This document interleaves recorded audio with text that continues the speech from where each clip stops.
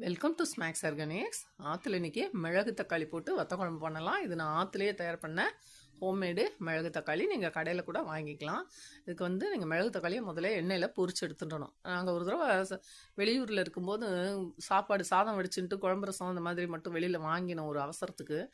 அன்றைக்கி பார்த்தீங்கன்னா சென்னையில் தான் மகா மோசமாக அந்த மிளகு தக்காளி குழம்பு நன்னாவே இல்லை. வத்த குழம்பு அதில் மிளகு தக்காளியை வறுக்காமலே குழம்பு போட்டிருந்தா நீர்க்க வேறு இருந்தது. அப்படிலாம் இருந்தால் நல்லாவே இருக்காது. ஸோ குழம்பு நீங்கள் இப்படி பண்ணி பாருங்க.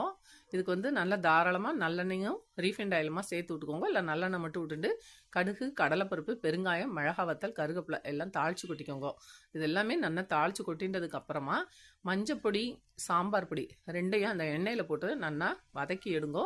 இந்த மஞ்சப்பொடியும் சாம்பார் பொடியும் உங்கள் குழம்புக்கு எவ்வளோ புளி போடுறீங்களோ அதுக்கு தகுந்த மாதிரி நீங்கள் கூட குறைய எடுத்துக்கணும். இதை போட்டுட்டு இந்த எண்ணெயில் இது நல்லா முங்கி வதங்கணும்.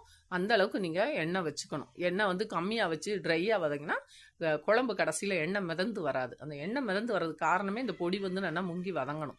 ஸோ இது ரொம்ப முக்கியமான டிப்பு. இதை நல்லா வதக்கி எடுத்துட்டு கருக விட்டுறாதைக்கு சிம்மில் வச்சு தான் வதங்கணும். பொடியோட கலரே மாறிடக்கூடாது. அதுக்கப்புறம் ஒரு லெமன் சைஸை விட கொஞ்சம் பெருசாகவே புளி எடுத்து டபுள் டைம் நல்லா கரைச்சி ஃபில்டர் பண்ணி எடுத்து வச்சுருங்க. இதில் நீங்கள் அந்த புளி கரைக்கிறது ரொம்ப நீர்க்கவும் இருக்கக்கூடாது, ரொம்ப கனமாக புளிக்காய்ச்சல் கரைக்கிற அளவுக்கு இருக்கக்கூடாது. நார்மலாக கரைச்சி எடுத்து அந்த குழம்புல விட்டு கொதிக்க விட ஆரம்பிங்க. இதுக்கு தேவையான அளவுக்கு உப்பும் நீங்கள் போட்டுடலாம். இது நல்லா எல்லாமே சேர்ந்து கொதிச்சு ஒரு ஸ்டேஜில் பார்த்தீங்கன்னா ஒரு 10 நிமிஷத்தில் எண்ணெய் கொஞ்சம் மேலே பிரிஞ்சு வர ஆரம்பிக்கும்.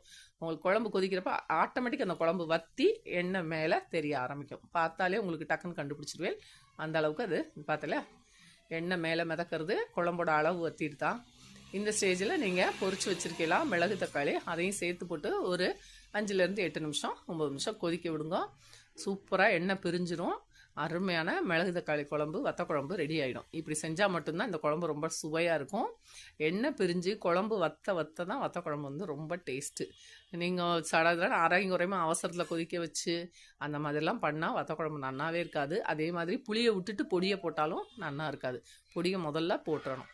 ஸோ இந்த மாதிரி நீங்கள் வத்த குழம்பு செஞ்சு பாருங்க. எண்ணெய் சூப்பராக பிரிஞ்சு வந்தாச்சு. வத்த குழம்பு அருமையாக ரெடி ஆகிடுது. இது ஒரு ஸ்பூன் விட்டுண்டா கூட போகும். சாதத்தில் அவ்வளோ கணிசமாக இருக்கும்.